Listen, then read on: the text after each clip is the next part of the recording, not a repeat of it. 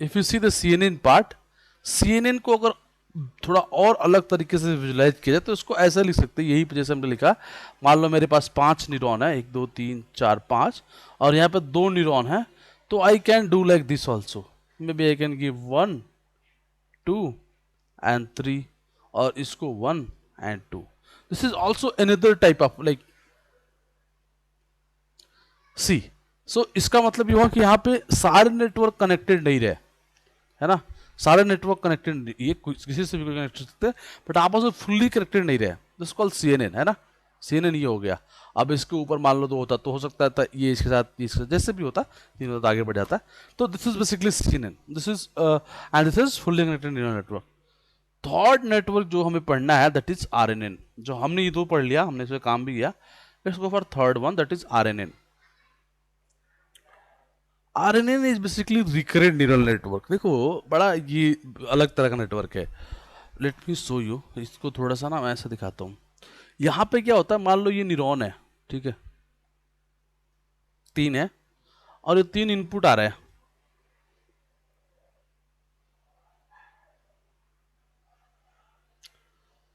तो ये जो न्यूरॉन्स है ना, ये ऐसे जाएंगे, ऐसे, as this is your output. So output बदल सकता है, नेचर बदल जाएगा, बट एनीवे ये एक सिंपल नेटवर्क है. इसके अंदर मान लो कि ये न्यूरॉन है ना, ये वाला, देखो ये जो न्यूरॉन है, यहाँ पे अगर ऐसे होता है ये वाला neuron, this is connected with input only, but this is connected with input as well as previous output. जो इसका इस वाले नेटवर्क, इस वाले जो का आउटपुट है उससे भी कनेक्टेड है. ये वाला जो है वो इनपुट पे है और इसके आउटपुट पे है. ये वाला इनपुट पे है, कोई इससे पहले कोई इनपुट नहीं तो ओके नो प्रॉब्लम, बट अगर होता तो चला आता. सो this is called RNN. RNN is totally different, मतलब तीनों नेटवर्क अलग अलग हैं, किसी में कोई बहुत वो नहीं है, आपस में कॉमन तो है, थोड़ा बहुत चीज कॉमन हमेशा रहेंगे, बट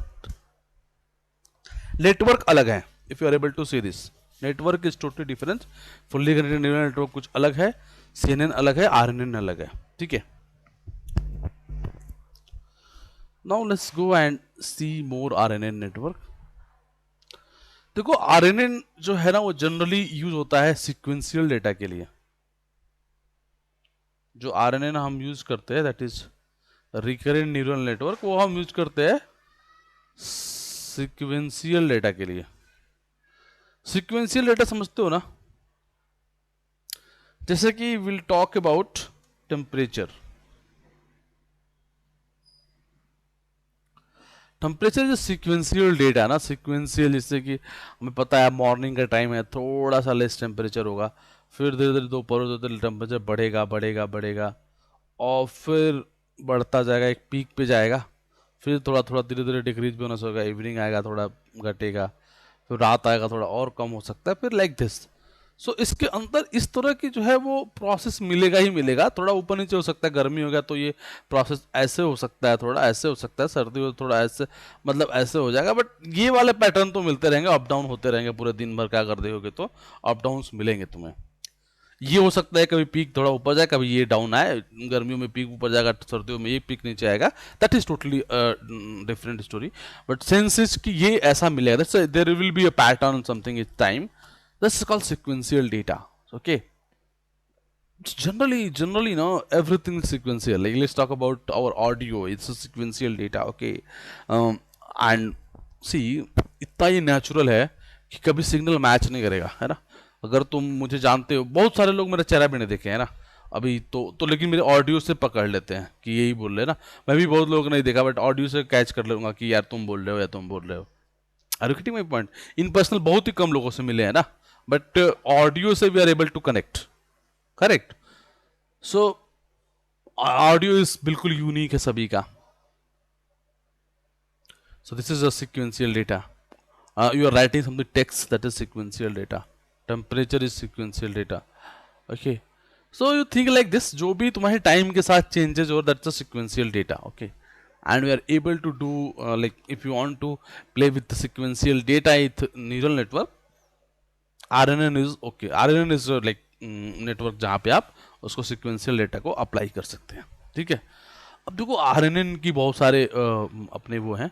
जैसे एक तो होता है कि देखो, एक को बोलते हैं ना कि single input single output. single input, single output. Let me give you one example.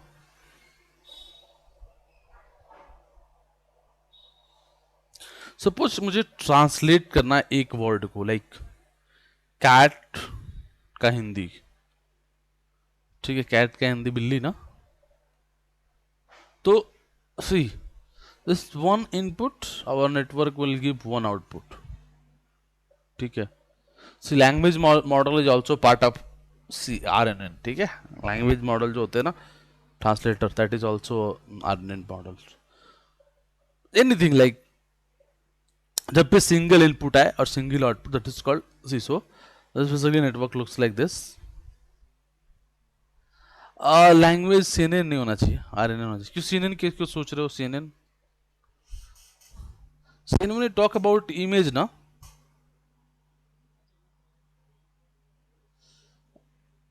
हाँ, इस तरह के इमेजेस काम के लिए जनरली हम यूज करते हैं सीएनएन को, ठीक है। लेकिन सपोज अगर वीडियो होता तो, अगर वीडियो होता तो बताओ क्या यूज होगा? नहीं, दोनों यूज होगा, क्योंकि सीक्वेंस भी है और इमेज भी तो है। वीडियोज में इमेज ही तो होता है ना। वही तो बहुत कॉम्प्लेक्स नेटवर्क होते हैं जब दोनों यूज करो एक साथ, ठीक है। That is really complex network, जब आप दोनों सीएनएन और आरएनएन को मर्ज करो एक साथ, जो इनकोडर डिकोडर टाइप टास्क है।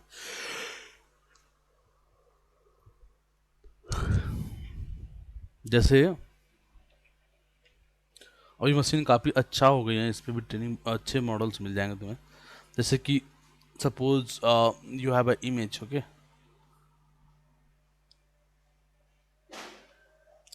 आपके पास एक इमेज है, ठीक है, और एक इमेज में कोई चीज़, मान लो यहाँ पर कोई ह्यूमन खड़ा है,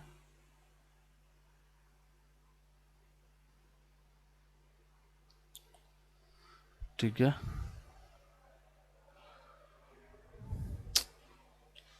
और एक कुत्ता भी है साथ में, उसका अपना पॉप जो भी है, इसमें चैन लगा हुआ है, मान लो ऐसे इसने पकड़ रखा है इसको, ठीक है।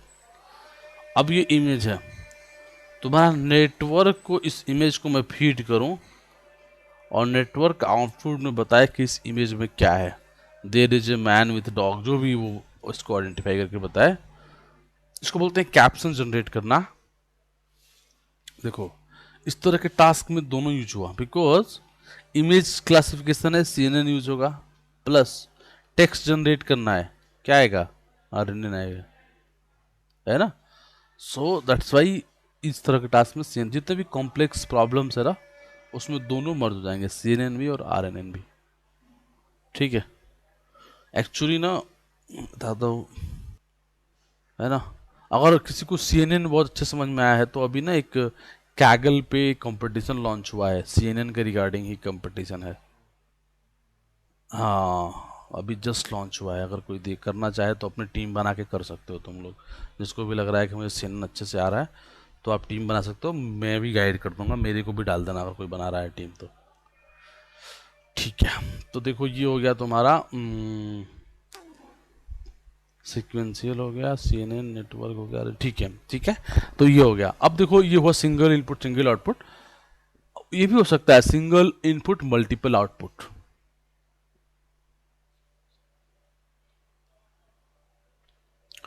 इनपुट तो सिंगल होगा, बट आउटपुट जो होगा वो मल्टीपल आउटपुट होगा। मतलब आपका नेटवर्क सिंगल है, इसमें इनपुट जाएगा और उसके बाद यहाँ से ना ये मल्टीपल आउटपुट है, मल्टीपल आउटपुट है, तभी तो आउटपुट मल्टीपल मिलेगा।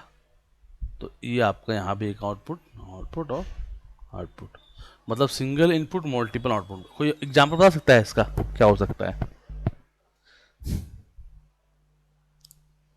कैसा कोई एग्जांपल बताओ प्रैक्टिकल, जहाँ पर सिंगल इनपुट होगा और मल्टीपल आउटपुट होगा।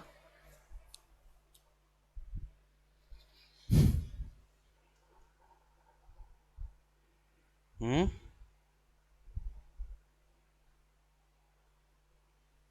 अरे बताओ ना, तुम लोग कुछ ध्यान नहीं आ रहा जहाँ पर सिंगल इनपुट हो मल्टीपल आउटपुट हो?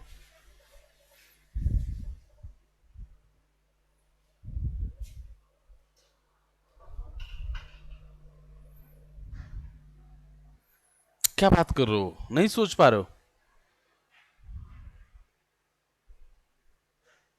कितने लोग हैं क्लास में? 10 लोग हैं, कोई नहीं सोच पा रहे भाई।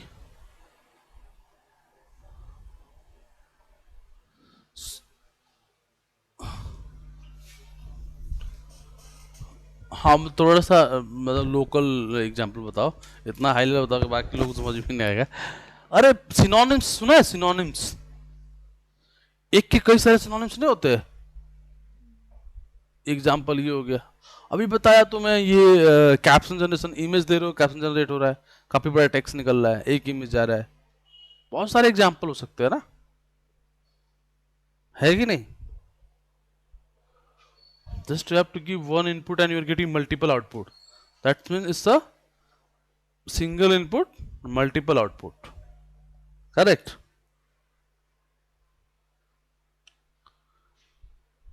ठीक है, अब देखो, ऐसा भी हो सकता है मल्टीपल इनपुट वन आउटपुट, ये भी पॉसिबल है, ऐसा भी नेटवर्क पॉसिबल है कि input are multiple, output is single. देखो ये बार बार ऐसे बना रहा हूं, ये ध्यान रखना है इस चीज का। तो यहां पर इनपुट मल्टीपल हो गया बट आउटपुट सिंगल हो गया। कोई एग्जांपल बताओ।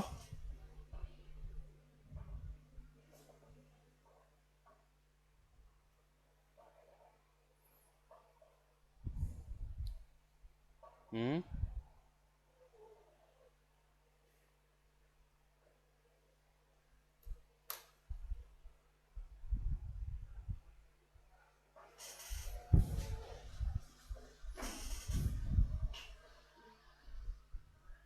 कोई कुछ मैसेज कर रहा है, क्या है?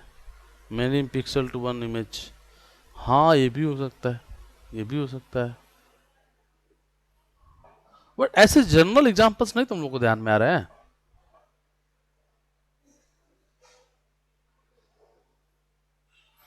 उसको क्या बोलते हैं, जो हम लोग एग्जाम पढ़ते थे ना क्लास में, तो होता था एक क्वेश्चन आता था कि कोई चीज लिखा होता है उसको एक वर्ड में लिखना होगा, है ना? वो पूरा सेंटेंस लिखा होगा, उसको एक वर्ड में लिखना होता था, उसको क्या बोलते हैं तो पता है? 9th 8th में पढ़ते थे यार उसको। 5 6 लाइन का वर्ड होगा, वर्ड का एक लाइन होगा, उसको एक ही वर्ड में एक्सप्लेन करना होता था, 5 लाइन। पता ना उसको क्या बोलते हैं, वो एक एग्जाम्पल हो सकता है। बहुत सारे एग्जाम्पल है, एक दो एग्जाम्पल नहीं है ये सब है। सारांश पता नहीं, जो भी बोलते हैं। फिर जैसे अभी ये ना टेम्परेचर है, तो मान लो एक टेम्परेचर प्रिडिक्ट करना है, you are giving 10 days temperature, तो मेनी टू वन हो गया ना। हाँ देखो एडम्स, ये जो है ये भी एक एग्जाम्पल है, ही बोल रहा था मैं। तो इस तरह की चीजें तुम्हारी जो है ना, ये वही तो है, मेनी टू वन हो गया ना। अगर if you are training that, मैं ऐसे एग्जाम्पल बता रहा हूँ जो तुम्हें समझ में आए कि हाँ ये सब चीजें, मतलब आरएनएन से सब पॉसिबल है ना, ये सब सारी चीजें पॉसिबल है आरएनएन से, इसलिए मैं ऐसे एग्जाम्पल्स बता रहा हूँ तुम्हें। ठीक है, अब लास्ट आ जाओ मेनी टू मेनी।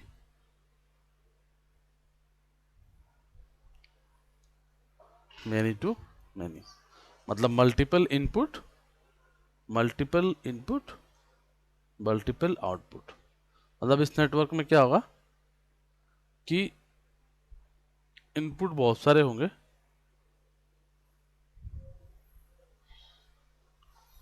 और आउटपुट भी होंगे, जो होंगे सारे नेटवर्क से निकल रहे होंगे ऐसे। ठीक है, ये आउटपुट हो गए। तो this is multiple input multiple output. ठीक है, मल्टीपल इनपुट मल्टीपल आउटपुट। कोई एग्जांपल बताएगा?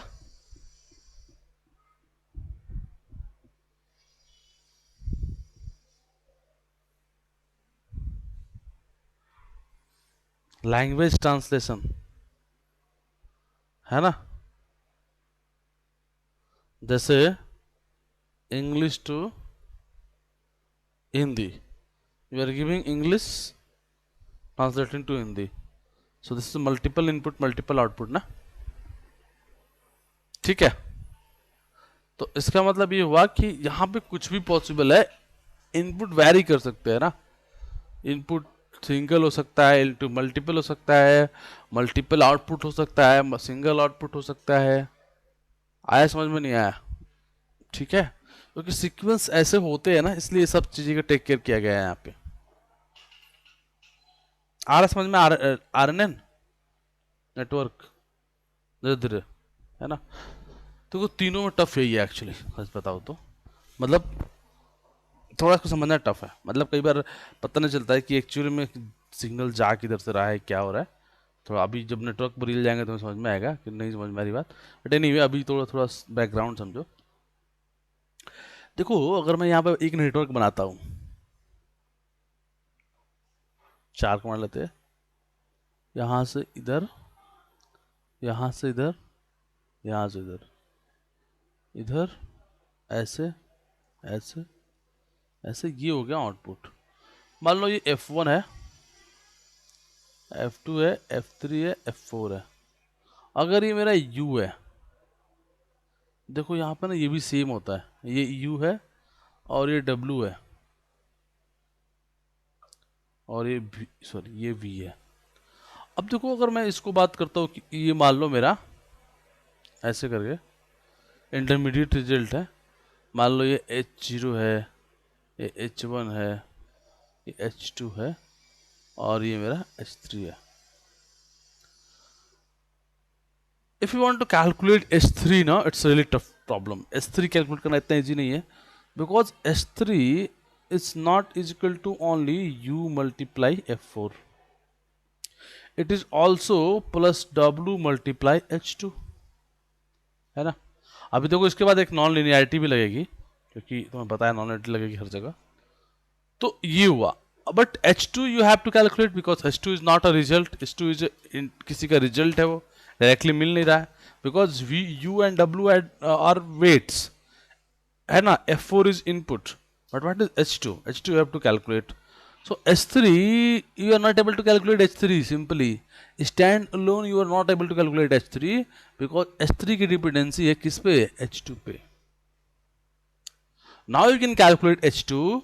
So H2 is basically U multiply F3 plus W multiply H1, because you're calculating H2. Again there is a nonlinearity here.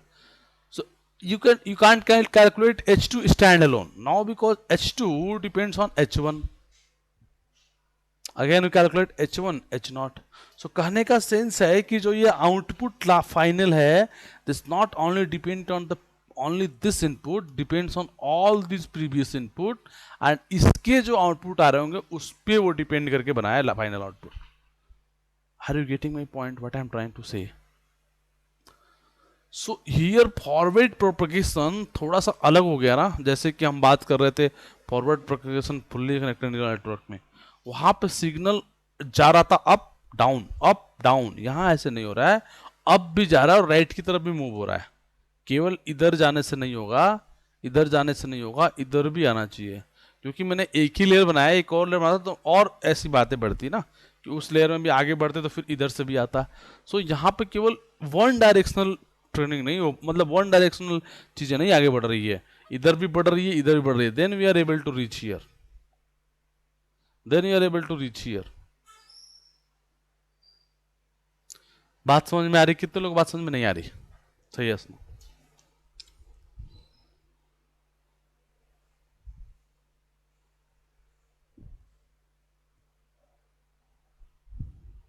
हम्म, कितने लोग बात एकदम समझ में नहीं आ रही?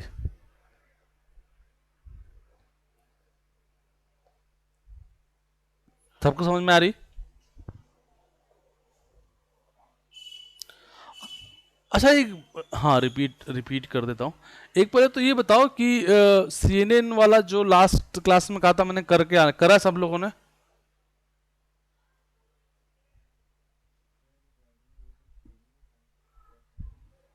अच्छा नहीं, लास्ट जो क्लास थी ना उसमें मैंने, तो तुम शायद तो नहीं आए होगे, मैंने बोला था कि ये करके आना, वो वाला जो एक है ना CNN वाला पूरा प्रॉब्लम, जिसमें कि मैंने डिफरेंट डिफरेंट अप्रोच किया था। हाँ, करा सभी लोगों ने? नहीं करा है ना?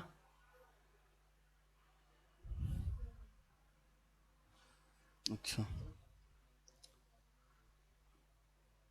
एक ना फाइल थी जिसमें मैंने, जो तुम रिकॉर्डिंग देखी होगी, इसमें मैंने पढ़ा।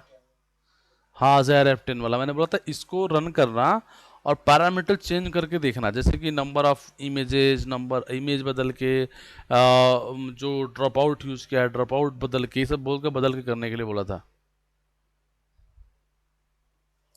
देखो ना, थोड़ा सा प्रोसेस को समझो, ये मतलब थोड़ा ना, ये ईमेल की तरह नहीं है कि कभी भी मन किया तो स्टार्ट करोगे पढ़ना, समझ में आ जाएगा।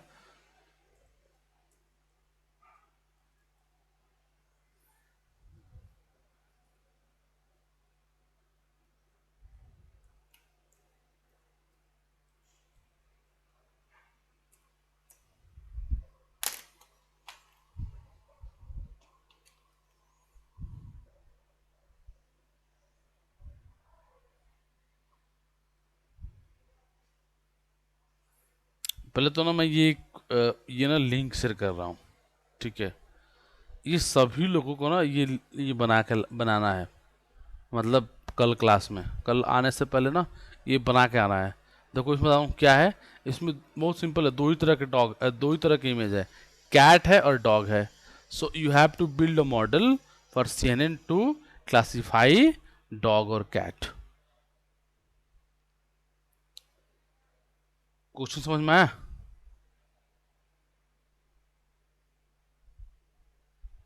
अरे प्लीज बताओ, बन जाएगा नहीं बनेगा?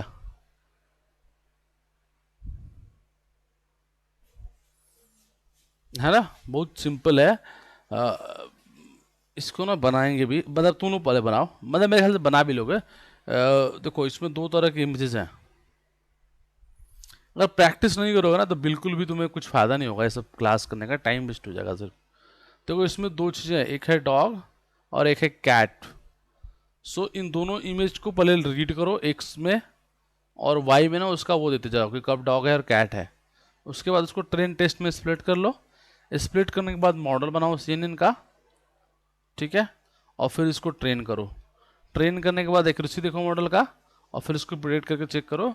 और वो सब देखो, ओवर फिटिंग, ओवर जो मैंने सब समझाया है कि मॉडल यहाँ पर ओवर फिट हो रहा है, वो ग्राफ बना बना के मैं दिखाया था ना, याद है ना?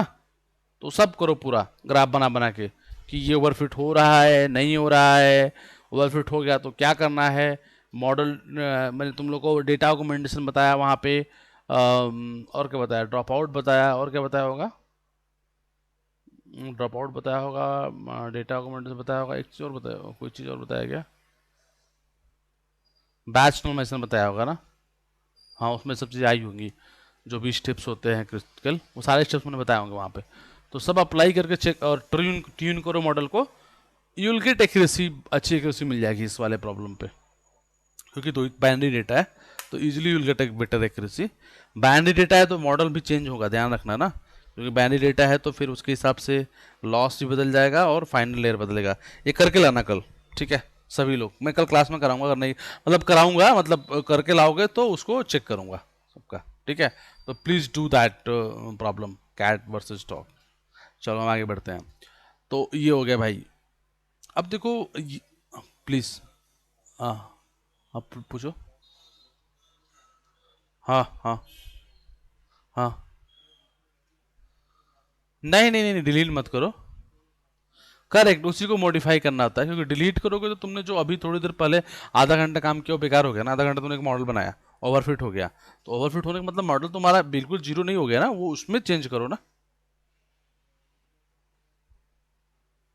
हाँ हाँ हाँ हाँ। नहीं, ये तो कभी ऐसा संभव ही नहीं हो पाई, ये तो फिर मतलब बहुत ही गलत अप्रोच हो गया ना, कि मुझे घर बनाना है, थोड़ा सा वो हो गया, पूरा घर तोड़ूं फिर से नया घर बनाऊं, फिर मुझे लगा कि अरे ये इधर से फिर तोड़ूं, फिर तो ये बड़ा बेकार हो जाएगा ना। हमें तो शुरुआत करनी पड़ेगी और धीरे धीरे ही वो, हमेशा ऐसा ही होता है, we will start with any normal model and then we identify और चेंजिंग चेंजिंग करते करते will go for a like good model, ऐसे ही जाते हैं।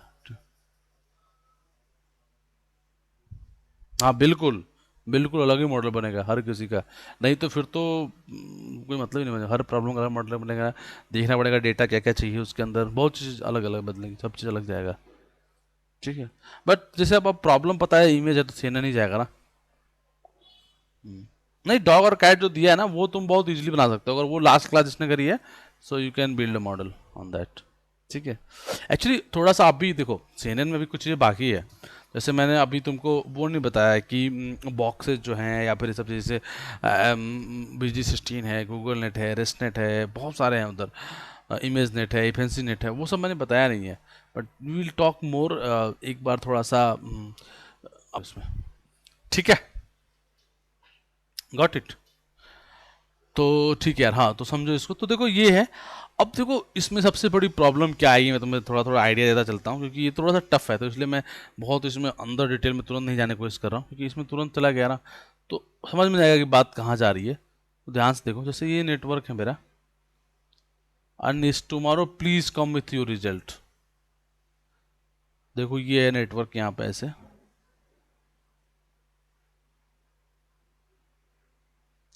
I am talking output here. अब देखो हुआ क्या, इसमें सबसे सबसे जो सबसे बिगेस्ट प्रॉब्लम है वो क्या है, back propagation. Try to remember, recall your back propagation in fully connected network. यहाँ पे बैक प्रोपोगेशन जो होगा ना, वो बिल्कुल नेक्स्ट लेवल का होगा। वहाँ पे था, वहाँ भी मैं नहीं कह रहा हूँ कि बहुत इजी था बैक प्रोपोगेशन, बट यहाँ बहुत टफ हो गया। क्यों हो गया? क्योंकि हम सीधे बैक प्रोपोगेशन अगर यहाँ लगाएंगे तो ऐसे नहीं आएगा, ये फिर इधर जाएगा ऐसे, इधर जाएगा ऐसे, ऐसे ऐसे ऐसे ऐसे ऐसे ऐसे। इसका मतलब क्योंकि ये आउटपुट जिस पे डिपेंड करेगा, बैक प्रोपोगेट करेंगे वहां तक पहुंचना होता है ना, तो वहां पे 1 को में आउटपुट होता है, यहाँ तो पैरेलल ही आ रहा है, तो ये सब पे बैक प्रोपोगेशन होगा। और इसी के लिए इसको बैक प्रोपोगेशन, इस वाले को जो बोलते हैं वो बोलते हैं BPTT। BPT मतलब बैक प्रोपोगेशन थ्रू टाइम, है ना। तो BPTT बहुत आसान नहीं होता है, वो थोड़ा टफ होता है। और इस बैक प्रोपोगेशन की वजह से दो तरह के ना प्रॉब्लम आते हैं। इसको बोलते हैं एक्सपेंडियन ग्रेडियंट और एक को बोलते हैं वैनिसिंग ग्रेडियंट। क्यों आते हैं, आई विल डिटेल में बताएंगे क्यों आते हैं, पूरा मैथमेटिकली मैं कैलकुलेटर बताऊंगा। तो वो दोनों प्रॉब्लम को रिजॉल्व करने की वजह से, जैसे एक होता है बैक प्रोपोगेशन की वजह से दो प्रॉब्लम आए, एक को बोलेंगे वैनिसिंग ग्रेडियंट, मतलब ग्रेडियंट डाई हो जाएगा, और एक को बोलते हैं एक्सपेंडिंग ग्रेडियंट, ग्रेडियंट बहुत हाई हो जाएगा। उन दोनों प्रॉब्लम्स को रिजॉल्व करने के लिए ही हम आगे बढ़ेंगे, and then we will come with a new network that is called LSTM, जो काफ़ी फेमस है मार्केट में। LSTM जिसको हम इंडस्ट्री में यूज करते हैं। तो LSTM RNN का ही पार्ट है, बट कैसे आया वो, RNN के एक प्रॉब्लम को रिजॉल्व करने के चक्कर में हम यहाँ पहुंचेंगे और हम इसी को यूज करेंगे। That is really really a better network जो सब लोग यूज करते हैं इंडस्ट्री में। तो RNN में जनरली हम LSTM यूज करते हैं। LSTM is a very complex network, और उसको हम यूज करेंगे, उसको हम ट्रेन करेंगे अपने डेटा पे। काफ़ी इंपॉर्टेंट है वो, और इंटरव्यू में बहुत सारे क्वेश्चन बनेंगे। हाँ ये भी इंपॉर्टेंट है इंटरव्यू में क्वेश्चन, कि बैक प्रोपोगेशन थ्रू टाइम में क्या प्रॉब्लम है। तो वो दो प्रॉब्लम जनरेट करेगा, एक को बोलेंगे वैनिसिंग और एक को बोलेंगे एक्सपेंडिंग। अब मैं बताता हूँ, समझो क्या होता है। जैसे कि देखो एक लाइन सी बन रही है ना, ऐसे जरा समझने की कोशिश करना। ये लाइन सी बन रही है ना ऐसे, लाइन सी। तो सोचो एक लाइन, बड़ी लाइन होती है, मान लो दिल्ली से लेके नोएडा तक एक बड़ी लाइन है, ठीक है। अब मान लो इस लाइन में पहले वाले आदमी को बोलो कि तुमको मैं ना एक शब्द बोलता हूँ और तुम्हें पीछे वाले को थोड़ा धीरे बताना है, तो वो कहेगा ठीक है। अब वो धीरे बताया, उससे पीछे वाले को धीरे बताया, उससे पीछे वाले को धीरे बताया। हो सकता है ना कि दिल्ली से नोएडा बॉर्डर पहुंचते पहुंचते ना वो बात ही बंद हो जाए, वो शब्द ही गायब हो जाए, क्योंकि वो जीरो होने लगेगा ना। लोग धीरे करते जा रहे हैं ना, थोड़ा धीरे थोड़ा धीरे धीरे धीरे। तो इसको बोलते हैं वैनिसिंग ग्रेडियंट, मतलब कि ग्रेडियंट कैलकुलेशन जीरो हो जाए बीच में कहीं पे, तो आगे के सारे जीरो हो जाएंगे, पूरा काम खत्म हो जाएगा। इसको बोलते हैं वैनिसिंग ग्रेडियंट। एक होगा एक्सप्लोडिंग ग्रेडियंट, वो कैसे से तुमने बोला है बंदे से, सामने पहले वाले बंदे से जो राष्ट्रपति भवन पर खड़ा है, मान लो वहां से लेकर नोएडा तक लाइन है, कि तुम्हें जब पीछे बोलना थोड़ा आवाज तेज करके बोलना है, और नेक्स्ट वाले को और तेज करके बोलना है, मतलब धीरे धीरे चीजों को बढ़ाते जानी है अपनी आवाज को। तो ऐसे ही नोएडा गेट तक पहुंचते पहुंचते आवाज बहुत तेज हो चुकी होगी, क्योंकि सबका पीछे वाला का मिक्स होता जा रहा है, आवाज बढ़ती जा रही है, थोड़ी थोड़ी बढ़ी लेकिन तेज बढ़ गई, क्योंकि नंबर ऑफ लाइंस बहुत बड़ी है, नंबर ऑफ पीपल बहुत ज्यादा है। तो सेम इसको बोलते हैं एक्सपर्डियंट, मतलब चीजें बहुत, जैसे ग्रेडियंट बहुत हाई लेवल पे चला गया, ठीक है। देखो कोई चीज हाई लेवल पे चला गया उसको ना सॉल्व करना बहुत आसान है। क्यों? हम एक थ्रेशोल्ड लगा दे कि इससे तेज बोलना ही नहीं है ना। तो वही हम क्लिपर लगा देते हैं उसमें एक्सपर्टिंग ग्रेडियंट में। बट वैनिसिंग ग्रेडियंट कैसे हैंडल करोगे, जीरो हो जाएगा तो उसी को हैंडल करने के लिए हम क्या यूज करते हैं, एल यूज करते हैं। बट एल भी 100% वैनिसिंग को ख़त्म नहीं करता। एल में भी मतलब चांसेस है कि वैनिसिंग ग्रेडियंट हो जाए, लेकिन आरएनए अगर मान लो 1000 लोगों पे हो रहा है तो एल 10,000 लोगों पे जाकर होगा, है ना। एक अच्छा खासा और तुम्हें चांसेस देगा ट्रेनिंग के लिए, तो इसीलिए हम एल की तरफ जाते हैं। तो देखो, मोटी मोटी बात समझो, आरएनए के साथ जो तुम्हारा आया बैक प्रोपगेशन थ्रू टाइम, जिसको बीपीटीटी बोल रहे हैं। देखो ये वर्ड है, क्योंकि तुम्हें अगर बैक प्रोपगेशन पता है, ये मैथमेटिकली मैं एक्सप्लेन करूंगा, ठीक है। अभी मैं बातें बता रहा हूँ, ये पूरा मैं एक क्वेश्चन के थ्रू बताऊंगा, अगर तुम लोग बोर नहीं होगे तो, क्योंकि क्वेश्चन यही बताऊंगा बोर भी हो जाओगे। But just try to think कि हमने देखा बैक प्रोग्रेशन देख रखा है फुलिक न्यूरल नेटवर्क में, उसको यहाँ पे अप्लाई करो थ्रू टाइम, क्योंकि हम टाइम के साथ कैरी कर रहे हैं, तो बन गया बीपीटीटी। अब बीपीटीटी की वजह से दो प्रॉब्लम हो सकते हैं, या तो वैनिसिंग ग्रेडियंट हो सकती है या फिर एक्सप्लोडिंग ग्रेडियंट हो सकती है। एक्सप्लोडिंग ग्रेडियंट को वी विल हैंडल विथ क्या, क्लिपिंग, कि भाई इससे ज्यादा करोगे तो हम तुम्हें क्लिप कर देंगे, इससे ज्यादा हमें नहीं चाहिए वैल्यू। लेकिन जो वैनिसिंग है वो तो जीरो तक पहुंच सकती है, छोटी होते होते। जब जीरो तक पहुंच सकती है तो उसको अवॉइड करने के लिए we are going for LSTM network, ठीक है। लेट्स गो फॉर द, देखो जनरली इंटरव्यू क्वेश्चन में इस पूरे टॉपिक से क्या पूछते हैं, वैनिसिंग ग्रेडियंट क्या होता है, या फिर sometime they will ask exploding gradient क्या हो सकता है, या फिर समटाइम वाई भी use LSTM, RNA directive neural क्यों नहीं यूज कर रहे हो, या फिर बीपीटीटी क्या होता है, या फिर बीपीटीटी के प्रॉब्लम्स क्या है। ये इंटरव्यू क्वेश्चन है आज की क्लास से।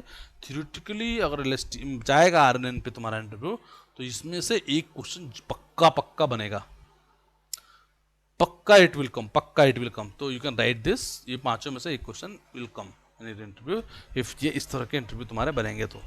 मतलब अगर तुम एमएल इंजीनियर की तरह का इंटरव्यू है तो chances are there they will ask such questions, ठीक है। एनी डाउट एनीवन, ठीक है।